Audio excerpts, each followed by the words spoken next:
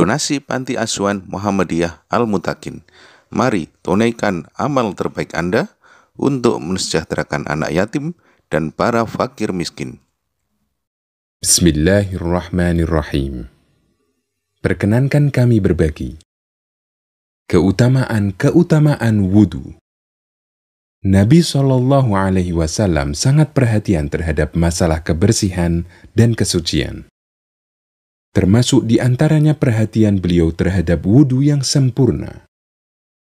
Terdapat banyak dalil yang menunjukkan keutamaan wudu yang sempurna.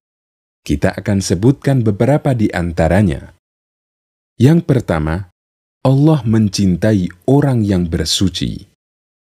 Innallaha yuhibbut tawwabina wa yuhibbul mutatahhirin. Sesungguhnya Allah mencintai orang yang rajin bertaubat dan mencintai orang yang suka bersuci. Quran Surat Al-Baqarah ayat 222. Imam As-Sa'di dalam tafsirnya menjelaskan bahwa anjuran bersuci di sini mencakup bersuci dari najis dan suci dari hadath. Yang kedua, wudu merupakan sebab masuk surga. Dari Umar bin Khattab radhiyallahu anhu, Rasulullah SAW bersabda, barang siapa berwudu dan menyempurnakan wudunya kemudian membaca, Asyhadu an la ilaha illallah wahdahu la syarika lah, wa asyhadu anna Muhammadan abduhu wa rasuluh. Allahumma ij'alni minat tawwabin, waj'alni minal mutatahhirin. Niscaya akan dibukakan baginya 8 pintu surga. Lalu dia dipersilahkan masuk dari pintu mana saja yang dia kehendaki. Hadis riwayat Ahmad dan Muslim. Yang ketiga, wudu akan meningkatkan derajat dan menghapus dosa. Dari Abu Hurairah radhiyallahu anhu, bahwasanya dia berkata, Rasulullah SAW bersabda, apakah kalian mau aku tunjukkan amalan yang dapat menghapus dosa dan mengangkat derajat? Mereka menjawab, mau wahai Rasulullah. Kemudian Rasulullah bersabda, Isbaghul wudu'i 'alal makarih, wa kathratul khuta ilal masajid, wa intidharus salati ba'da shalah.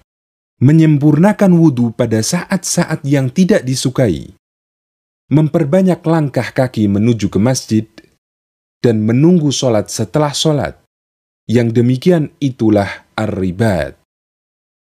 Hadis riwayat Ahmad dan Muslim. Yang dimaksud ribat adalah melakukan rangkaian ibadah dari mulai berwudu, melangkah menuju masjid, hingga melaksanakan sholat jamaah. Yang keempat, wudu merupakan tanda pengenal bagi umat Muhammad SAW kelak di hari kiamat. Wudu yang dikerjakan kaum muslimin ketika di dunia akan memancarkan bekas putih di hari kiamat. Dengan cahaya putih inilah Nabi Muhammad SAW akan mengenali kita.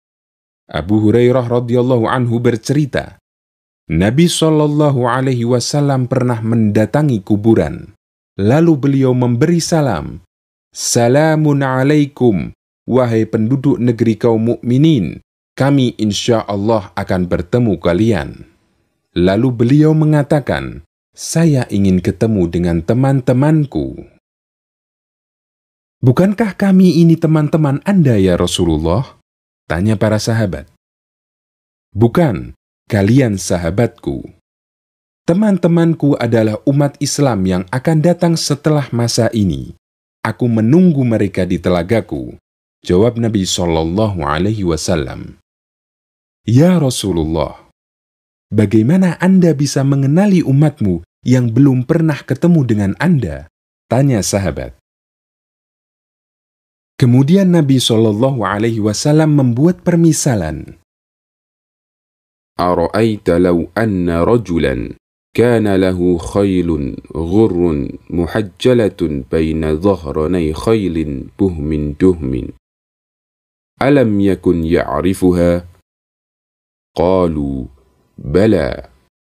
Qala, فإنهم يأتون يوم القيامة غرا محجلين من أثر الوضوء وأنا فرطهم على الحوض.